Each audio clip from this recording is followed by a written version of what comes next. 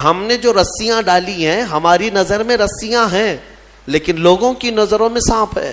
لیکن موسیٰ علیہ السلام نے جو لکڑی ڈالی, وہ جادوگروں کو تو لکڑی دکھنا چاہیے کیونکہ وہ جادو جانتے ہیں, لیکن انہوں نے دیکھا موسیٰ علیہ السلام کی لکڑی لکڑی نہیں رہی, حقیقت میں سانپ بنا ہوا تھا.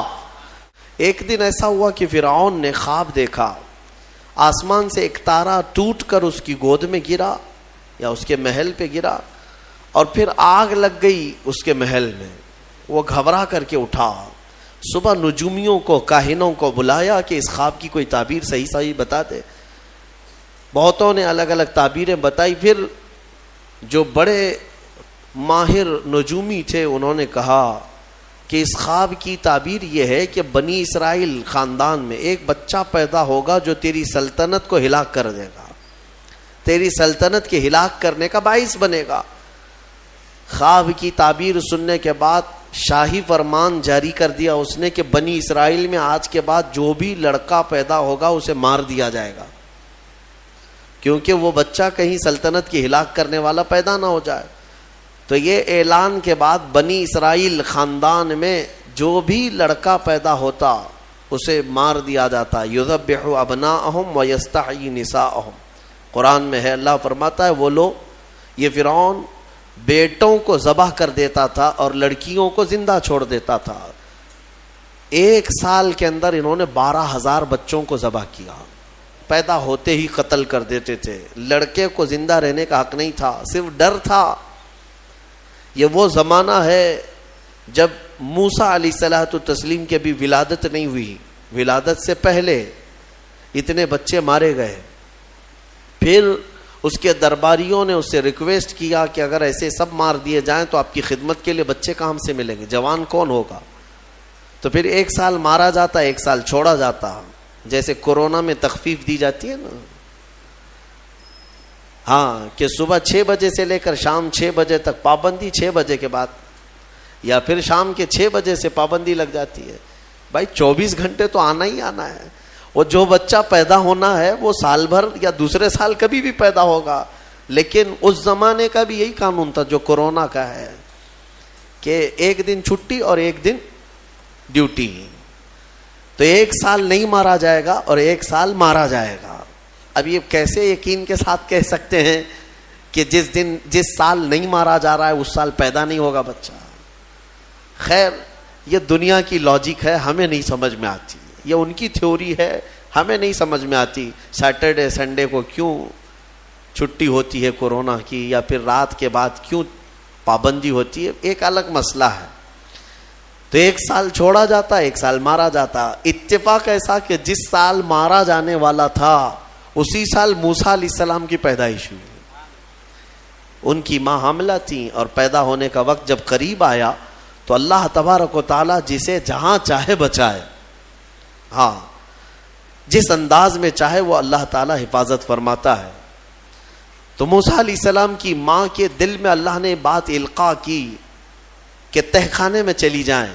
وہ تہخانے میں گئیں, بچے کی ولادت ہوئی, لڑکا پیدا ہوا. اب وہ گھبرا گئیں کہ یہ سال مارے جانے والا ہے, اور وہ بنی اسرائیل خاندان سے تھیں کہ میرا بچہ مارا جائے گا, قتل کر دیا جائے گا. تو اللہ تبارک و تعالیٰ نے ان کے دل میں یہ بات القاء کی کہ ایک صندوق لے لو لکڑی کا اور اس میں اس بچے کو ڈال کر دریا میں بہا دو. بھلا کوئی ماں کیسے بہائے گی, لیکن اللہ تعالیٰ فرماتا ہے وَرَبَطْنَا عَلَىٰ قَلْبِهَا, ہم نے ان کے دل کو مضبوط کر دیا تھا. جب اللہ تعالیٰ کسی کے دل کو مضبوط کرتا ہے تو بڑے بڑے کام کر جاتا ہے. ان کی ماں صندوق میں رکھ کر کے بچے کو ایک دریا کے کنارے ڈال دیتی ہیں, بہا دیتی ہیں, اور اپنی بڑی بیٹی کو کہتی ہیں کہ دیکھتے رہنا یہ صندوق کہاں جاتا ہے. موسیٰ علیہ السلام کی جو بڑی بہن تھیں وہ دیکھتی ہوئی جا رہی تھیں اس صندوق کے پیچھے. صندوق بہتے بہتے بہتے ایک باغیچے کے کنارے لگا. وہ باغیچہ فرعون کا ہی تھا, اور فرعون کی بیوی وہاں پر ٹہلنے کے لیے شام کے وقت آیا کرتی تھی. جب وہ اپنی کنیزوں کے ساتھ وہاں آئی تفریح کے لیے تو ایک صندوق کو اپنے باغیچے کے کنارے لگا ہوا دیکھا. اٹھانے کے لیے کہا, اٹھایا گیا تو نہایت ہی خوبصورت بچہ. اللہ تعالیٰ نبیوں کو خوبصورتی دیا ہی ہوتا ہے. فرعون کے گھر میں کوئی بچہ نہیں تھا, اولاد نہیں تھی, تو فرعون کی بیوی نے اٹھا لیا اور کہا کہ لاؤ یہ بڑا خوبصورت بچہ ہے، حسین بچہ ہے، اور اپنے محل لے آئی. فرعون سے کہا کہ آج سمندر میں، دریا میں بہتا ہوا ایک بچہ کنارے پر آ لگا، میں نے اس کو اٹھا لیا ہے. فرعون نے کہا کہیں یہ بچہ تو نہیں جو میری سلطنت کو ہلاک کرنے کا سبب بنے گا. بیوی نے کہا ایسا کیسے ہو سکتا ہے، وہ تو بنی اسرائیل خاندان میں پیدا ہوگا، یہ تو کسی دریا سے بہتا ہوا آیا ہے، پتہ نہیں کون سے ملک سے آیا، کہاں سے آیا. تو بہرحال اس کی بیوی نے یہ کہا کہ اس کو مت مارو، لا تقتلوہ عسیٰ ان ینفعنا او نتخذہ ولدا، قریب ہے کہ ہم اس سے فائدہ اٹھائیں گے یا اس کو بیٹا بنا لیں گے. بیوی کی بات پر راضی ہو گیا. فرعون جو ہے بیگم کی بات پر آ گیا اور اس کے بعد رکھ لیا بچے کو. اسی لیے کہا جاتا ہے عورتوں کے مشورے بہت ہی قیمتی ہوتے ہیں. بہرحال عورت کے مشورے پر عمل کرتے ہوئے اس نے رکھ تو لیا بچے کو. اب پرورش کی جب بات آئی، بچے کو دودھ پلانا ہے، تو دایاؤں کو بلایا گیا. شاہی خاندان میں بچے کی پرورش ہو رہی ہے، بہت ساری عورتیں آئیں، دودھ پلانے کی کوشش کرتی رہیں. موسیٰ علیہ السلام کسی کا دودھ نہیں پکڑتے تھے. ان کی بہن وہیں کھڑی تھی. اس نے کہا کہ میں ایک دایا کو جانتی ہوں جس کا دودھ ہر بچہ پی لیتا ہے. اس سے کہا گیا کہ بلا لاؤ. وہ جا کر اپنی ماں کو بلا لائی، اپنی ماں کو لے آئی، اور ان کی ماں آئی، موسیٰ علیہ السلام کو اپنے سینے سے لگائی تو دودھ پینے لگ گئے. تو سب میں یہ بات مشہور ہو گئی کہ یہ یہاں کی مشہور دایا ہے اور یہ خاندان کے اندر رہے گی، شاہی خاندان میں محل میں رہے گی، اور بچے کو پلانے کی اجرت بھی دی جائے گی، اجرت بھی دی جائے گی. فرعون کے گھر میں پرورش بھی اور انہی کی ماں سے دودھ بھی پلانا، پھر پلس اس کی اجرت بھی دلانا. یہ شان ہے رب ذوالجلال کی. وہ جہاں چاہے جیسے چاہے پرورش فرمائے. حق کی حفاظت کرنا یہ مولا کی شان ہے. حق کی حفاظت وہ ہر زمانے میں کرتا رہتا ہے. اسی لیے کہا گیا ہے کہ اللہ تبارک و تعالیٰ جس چراغ کی حفاظت فرمائے، بڑی بڑی آندھیاں اس کو نہیں بجھا سکتی، اور جس کو بجھانا چاہے سارے انتظامات کے بعد بھی منٹوں میں اسے گل کر دیتا ہے. خیر، موسیٰ علیہ السلام فرعون کے گھر میں پرورش پاتے رہے. جب آپ کی عمر 2 سال کے قریب کی ہوئی، فرعون اور اس کی بیوی بیٹھے ہوئے تھے. موسیٰ علیہ السلام کھیلتے کھیلتے گود میں آئے اور فرعون کی داڑھی پکڑ کر اس کے منہ پہ تماچا لگا دیا. پہلی مرتبہ کسی نے بادشاہ کے منہ پر تماچا جڑا ہے تو بیٹا گھر کا، لیکن فرعون کو پہلی مرتبہ وہ زناٹے دار جو تھپڑ لگا، ہو سکتا ہے تارے نظر آ گئے ہوں. وہ گھبرا گیا، کہا کہ یہ بچہ ایسا کیسے مجھے مار سکتا ہے، ہاتھ کیسے اٹھا سکتا ہے. دسترخوان سے اٹھ گیا اور کہا اپنی بیوی سے، بیگم مجھے لگتا ہے یہی وہ بچہ ہوگا، یہی بچہ ہوگا جو سلطنت کے ہمارے خلاف جائے گا. پھر بیگم نے کہا ایسا کیسے ہو سکتا ہے، بچہ ہے، چھوٹا ہے. اور لاڑ پیار میں بچے ماں باپ کے ساتھ اس طرح کی حرکتیں کرتے ہیں. فرعون نے کہا نہیں، مجھے چیک کرنا ہے، یہ بچہ جاندار ہے، جانکار ہے، یہ جانتا ہے. تو پھر موسیٰ علیہ السلام کا وہاں پر امتحان لیا گیا. فرعون کی بیوی بچانے پر لگی ہوئی تھی. فرعون نے کہا کہ ٹھیک ہے، دیکھتے ہیں یہ کہ بچے کو سمجھ ہے یا نہیں ہے. امتحان کے لیے بیگم نے کہا ایک کام کرو، ایک برتن میں آگ کے انگارے دہکتے ہوئے کوئلے وہ بھی لائے جائیں، اور ایک برتن میں سفید پھول لائے جائیں. اگر بچہ عقل مند ہوگا تو پھولوں کو پکڑے گا، نہیں تو پھر یہ لال چیز کی طرف بچوں کا ہاتھ زیادہ جاتا ہے، آگ دیکھے گا. کہا ٹھیک ہے، یہ آزمائش کی جائے گی. ایک برتن میں آگ کے لال سرخ انگارے کوئلے لائے گئے اور ایک برتن میں پھول لائے گئے، دونوں رکھے گئے. موسیٰ علیہ السلام کیا، ہر نبی ماں کے پیٹ سے ہی ہر چیز کو جانتے ہیں، اللہ تعالیٰ انہیں علم بھی نوازا ہے. موسیٰ علیہ السلام کو بلایا گیا. 2 سال کی عمر ہے کہ بچے ان دونوں میں سے کوئی چیز اٹھا لو. تو موسیٰ علیہ السلام کا ہاتھ پھولوں کے برتن کی طرف ہی بڑھنے لگا. یہ تو امتحان تھا. جبرائیل علیہ السلام اسی وقت نازل ہوئے اور آپ کا ہاتھ پکڑ کر کے آگ میں ڈالا.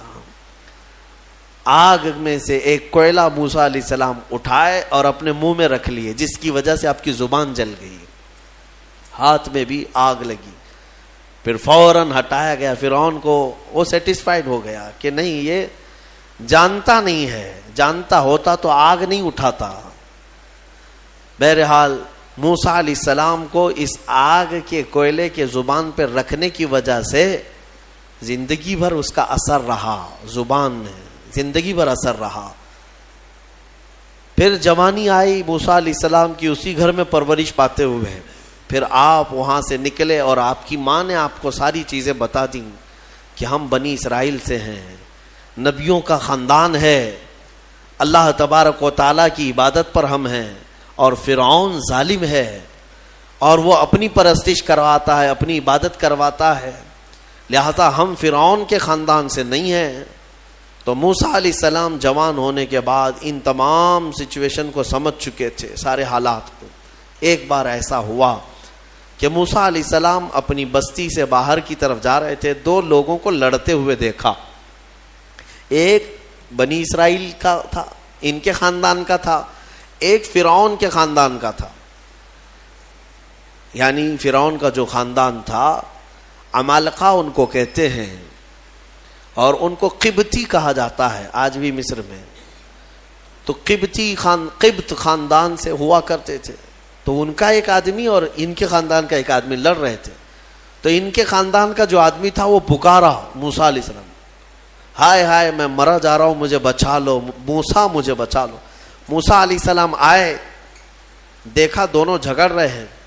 ایک تو اپنے خاندان کا تھا بنی اسرائیل، ویسے بھی بنی اسرائیل پر اس وقت بڑا ظلم کیا تھا فرعون نے.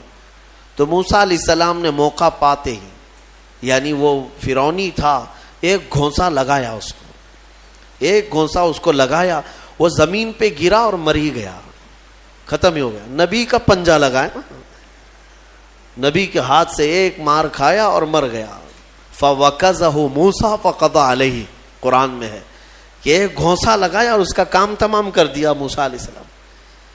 پھر حضرت موسیٰ علیہ السلام کو افسوس ہوا کہ یہ مجھ سے کیا ہو گیا، یعنی میں نے تو ان دونوں کے جھگڑوں کو چھڑانے کے لیے کوشش کیا، لیکن میرے ہاتھ سے یہ مر گیا. اللہ کی بارگاہ میں آپ نے استغفار کرنا شروع کیا، اے اللہ تو مجھے معاف فرما دے. فغفر له، اللہ تعالیٰ نے معاف بھی فرمایا، آیتیں نازل ہوئی. پھر چند دن کے بعد ایسا ہوا، پھر ان کے خاندان والا بنی اسرائیلی ایک بار پھر کسی سے لڑ رہا تھا، دوسرا ہی دن تھا. موسیٰ علیہ السلام کو پھر آج اس نے پکارا. تب موسیٰ علیہ السلام نے کہا غلطی تو تیری ہی ہے، کل بھی تو ہی لڑ رہا تھا، آج بھی تو ہی لڑ رہا ہے، یعنی روز تو نے پیشہ بنا لیا لڑنے کا. تو موسیٰ علیہ السلام اپنا پنجہ لے کر اسی کی طرف آنے لگ گئے ہیں، یہ جو اسرائیلی تھا. تو وہ ڈر گیا، اس کو پتا تھا کہ کل کیا ہوا ہے، ایک گھونسا کھانے کے بعد ہوتا کیا ہے. تو چیخنے لگا، اتريد ان تقتلني كما قتلت نفسا بالامس، موسیٰ کیا تو مجھے بھی ویسے ہی قتل کرنا چاہتا ہے جیسے کل تو نے قتل کیا تھا. یہ کہتے ہوئے وہ جھگڑا چھوڑ کر بھاگ گیا. اب بھاگ کر جا کر فرعون کے خاندان والوں کو، بلکہ فرعون کو سب بتا دیا کہ موسیٰ بنی اسرائیل سے ہیں، اور ایک فرعونی کو، ایک تمہارے خاندان والے کو کل موسیٰ نے قتل کیا ہے. تو معاملہ بڑا بگڑ گیا. فرعون کے دربار میں یہ سب اس نے چغلی کیا.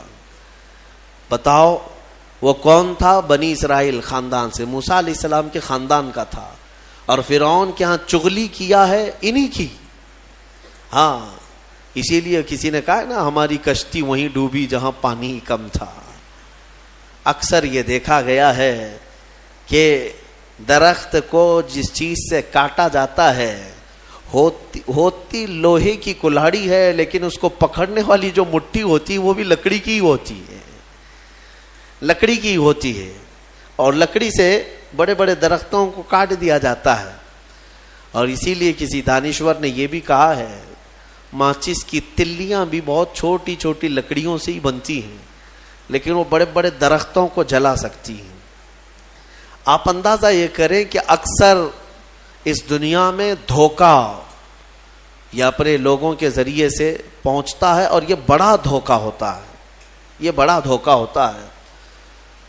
ایمان والوں کو بھی آج تک جس چیز کا سب سے بڑا نقصان اٹھانا پڑا ہے وہ جماعت کے اندر موجود منافقین سے, غداروں سے, منافقین سے, ہر زمانے میں.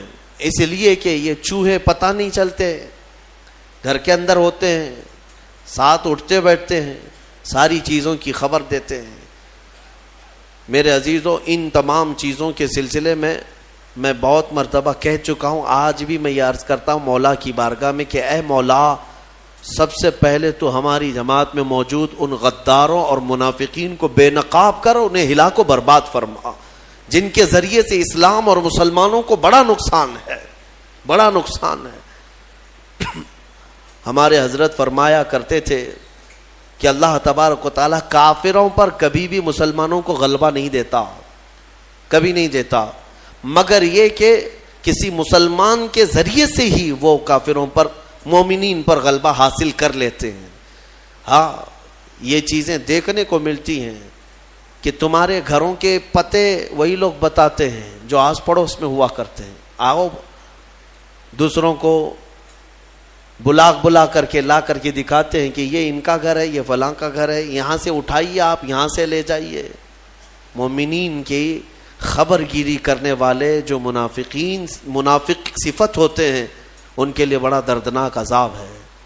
ان المنافقین فی الدرک الاسفل من النار, بے شک منافق جہنم کے سب سے نچلے حصے میں رہیں گے. موسیٰ علیہ السلام کی چغلی کیا انہی کے خاندان کا آدمی فرعون کے ہاں جا کر بتایا. فرعون پوری تیاری کر کے کہا کہ موسیٰ کو پکڑو, اور میں پہلے سے کہتا آ رہا تھا کہ وہی بچہ ہے اور میرا گمان صحیح نکلا. اس بنیاد پر اس نے اپنی بیوی کو سزا دینا شروع کیا, حضرت آسیہ. اس بنیاد پر وہ عذاب اس قدر دیا کہ ان کے ہاتھوں پر میخ مار کر انہیں سلاتا تھا, ان کو بالوں سمیت چھت سے لٹکا دیا جاتا تھا. بہت شدت کی تکلیف دی حضرت آسیہ کو, کیونکہ وہ موسیٰ علیہ السلام پر ایمان لاتی, وہ موسیٰ کے خدا پر ایمان رکھتی تھی. تو فرعون نے اپنے جاں بازوں کو, اپنے لڑاکوں کو بھیجا کہ موسیٰ کو پکڑو. وہ سب نکلے تو ایک ان کی اچھائی چاہنے والا, ان کا خیر خواہ شہر سے دوڑتا ہوا آیا. وجاء رجل من اقصى المدینة يسعى, دوڑتا ہوا آیا شہر سے اور کہا, قال یا موسیٰ ان الملأ یأتمرون بک لیقتلوک, فوج پیچھے سے آ رہی ہے تمہیں قتل کرنے کے لیے, تم یہاں سے فوراً نکل جاؤ, یہ بستی چھوڑ دو. حضرت موسیٰ علیہ السلام اس کی بات سن کر کے نکل پڑے. یہ مصر کی سرزمین تھی, چھوڑ کر کے آپ وہاں سے نکلے. فخرج منها خائفا يترقب, وہاں سے خوف کے عالم میں نکلے تھے. موسیٰ علیہ السلام دوسری بستی پر چلے گئے, ایک ایسی جگہ پر گئے, یہ پورا واقعہ تفصیل سے سورہ قصص میں موجود ہے. ایک بستی پر پہنچے تو وہاں پر دیکھا ہے کہ ایک کنویں پر بھیڑ لگی ہوئی ہے, بہت ساری بھیڑ ہے, پانی کھینچ رہی ہیں. اس میں 2 لڑکیاں دور شرماتے کھڑی ہیں, وہ پانی لینے کے لیے بھیڑ میں نہیں جا پا رہی. تو موسیٰ علیہ السلام بھیڑ کو چیرتے ہوئے آئے اور ان 2 لڑکیوں کے لیے پانی آپ نے ڈول سے نکلوایا. آپ مضبوط تھے, قوی تھے, طاقتور تھے. پانی آپ نے نکالا اور پانی نکال کر ان دونوں لڑکیوں کو دیا. تو وہ جوان لڑکیاں تھیں, انہوں نے کہا کہ چلو, ہمارے باپ اس شہر کے بڑے نیک اور پرہیزگار آدمی ہیں, ہم تمہیں لے کر کے چلتی ہیں اور اپنے باپ سے تمہیں اجرت دلائیں گے. تم دیکھنے میں بڑے اچھے لگتے ہو, اجنبی ہو, مسافر ہو, اجرت دلائیں گے جو پانی تم نے ہمیں ڈول سے کھینچ کر دیا ہے. موسیٰ علیہ السلام ان کی بات پر چل پڑے. کہاں وہ دونوں لڑکیاں اپنے گھر لے آئیں. اپنے گھر لے آئیں تو ان کے والد جو تھے وہ کوئی عام انسان نہیں, وہ حضرت شعیب علیہ السلام تھے, اللہ کے نبی تھے. تو یہ دونوں نبی کی بیٹیاں تھیں. موسیٰ علیہ السلام آئے, پوچھا کہ تمہارے ساتھ کیا ہوا. موسیٰ علیہ السلام نے سارا اپنا واقعہ حضرت شعیب علیہ السلام کے پاس بیان کیا. تو حضرت شعیب علیہ السلام نے کہا, نجوت من القوم الظالمین, تم ایک ظالم قوم سے نجات پا کر کے آئے ہو, رہو ہمارے ہاں رہو, کوئی حرج نہیں ہے. اب اجرت کیا دی جائے گی تمہیں جو ہماری بیٹیوں کو تم نے پانی کھینچ کر دیا؟ تو حضرت شعیب علیہ السلام نے کہا قال احدى ابنتي هاتين على ان قالت احداهما، ان کی بیٹیوں میں سے حضرت شعیب علیہ السلام نے کہا ہاں میں انی اريد ان انکحک، میں چاہتا ہوں کہ میری دونوں بیٹیوں میں سے ایک سے تمہارا نکاح کر دوں۔ کس بات پر؟ وہ اجرت کے طور پر نکاح بھی کر دوں گا، اور پلس مہر کیا رہے گا؟ مہر میں یہ رہے گا کہ میرے باغیچہ ہے ایک، اس باغیچے میں 8 سال تک تمہیں رکھوالی کرنی ہوگی، 8 سال تک۔ حضرت موسیٰ علیہ السلام نے کہا ٹھیک ہے۔ 8 سال کی بجائے 10 سال موسیٰ علیہ السلام وہیں رہے، شادی بھی ہوئی شعیب علیہ السلام کی بیٹی کے ساتھ، جن کا نام تاریخ میں حضرت صفورہ بتایا گیا ہے۔ حضرت موسیٰ علیہ السلام کا نکاح ہوا، وہیں رہنے لگے۔ 10 سال کے بعد موسیٰ علیہ السلام پھر اپنی بیوی کو لے کر، اپنے گھر والوں کو یعنی اپنی اہلیہ کو لے کر نکل پڑے واپس۔ پھر آپ سفر پر تھے، بیچ راستے میں آپ کو آگ کی ضرورت تھی، کھانا پکانے کے لیے۔ اس زمانے میں ماچس نہیں، لائٹر نہیں، بلکہ ایک درخت کی ٹہنیاں ہوتی تھی، اس کو پتھر سے رگڑتے تھے تو آگ پیدا ہوتی تھی۔ وہ آگ کی ٹہنیاں، درخت ہی ایک آگ لگنے والا ہوا کرتا تھا۔ تو موسیٰ علیہ السلام وہ آگ لینے کے لیے پہاڑی پر چڑھے، اور جب وہاں پہنچے تو اللہ نے آپ کو نبوت کی تاج سے سرفراز فرمایا۔ جبرائیل علیہ السلام آئے اور آپ کو نبوت کے اعجاز سے سرفراز کیا گیا اور اعلان کیا گیا کہ اے موسیٰ، آپ اللہ کے جلیل القدر نبی ہیں اور رسول ہیں، اب آپ جائیں اپنی اہلیہ کو لے کر واپس فرعون کے پاس جائیے، پھر آنا ہے آپ کو فرعون کی اس بھری سلطنت میں۔ موسیٰ علیہ السلام پہلے اپنے گھر آئے، اور اس کے بعد حضرت موسیٰ علیہ السلام جب آئے اپنی بیوی کو لے کر، تو اللہ تعالیٰ نے فرمایا اب جاؤ فرعون کے پاس، اس کو ہدایت کی تلقین کرو، تبلیغ کرو، اس سے کہو کہ اللہ وحدہ لا شریک کی عبادت کرے۔ لیکن جانے سے پہلے موسیٰ علیہ السلام کو اللہ نے ایک اور ٹریننگ سے گزارا۔ آپ کے ہاتھ میں ایک لکڑی ہوا کرتی تھی، چھڑی، جو آپ کا عصا تھا۔ اللہ نے فرمایا اے موسیٰ اس لکڑی کو زمین پر چھوڑو۔ آپ نے زمین پر چھوڑ دیا۔ قال القها یا موسیٰ فالقاها فاذا هي حیۃ تسعى۔ قرآن کہتا ہے جیسے ہی موسیٰ علیہ السلام نے زمین پر اس لکڑی کو ڈالا، وہ ایک خوفناک اژدہا سانپ بن گیا۔ اژدہا اتنا خطرناک کہ لوگ دیکھیں تو ہیبت طاری ہو جائے۔ موسیٰ علیہ السلام پیچھے ہٹ گئے۔ اللہ فرماتا ہے خذھا ولا تخف، پکڑ لو اس کو، ڈرو مت۔ موسیٰ علیہ السلام دوبارہ اس سانپ کو پکڑتے ہیں تو پھر سے وہ لکڑی بن گیا۔ یہ معجزہ تھا موسیٰ علیہ السلام کا کہ لکڑی کو زمین پر ڈالو تو سانپ رینگنے والا، اور ہاتھ میں لے لو تو پھر لکڑی۔ دوسرا معجزہ تھا آپ کا کہ حضرت موسیٰ علیہ السلام سے کہا گیا وَضْمُمْ يَدَكَ إِلَى جَنَاحِكَ تَخْرُجْ بَيْضَاءَ مِنْ غَيْرِ سُوءٍ۔ آپ اپنے ہاتھ کو، مٹھی کو اپنے جیب میں ڈالو۔ ادخل یدک فی جیبک، آپ اپنے جیب میں اپنی مٹھی کو ڈالو، ہاتھ کو، اور جب ہاتھ جیب میں ڈال کر باہر نکالتے تو پورے ہاتھ میں سورج سے زیادہ روشنی چمکتی تھی۔ ہاتھ یوں کریں تو بہت تیز روشنی کہ رات کے وقت اگر آپ ہاتھ نکالیں تو پورا اجالا ہو جائے۔ یہ دوسرا معجزہ تھا حضرت موسیٰ علیہ السلام۔ یہ 2 معجزے دے کر اللہ نے بھیجا فرعون کے پاس، جاؤ اور اس کو ایمان کی دعوت دو۔ اور حضرت موسیٰ علیہ السلام گئے فرعون کے مقابل میں، فرعون سے کہا میں واپس آ چکا ہوں اور میں اللہ کا نبی ہوں، اللہ کا رسول ہوں۔ فرعون نے کہا کون سے خدا کی عبادت کرتے ہو، کون ہے تیرا خدا؟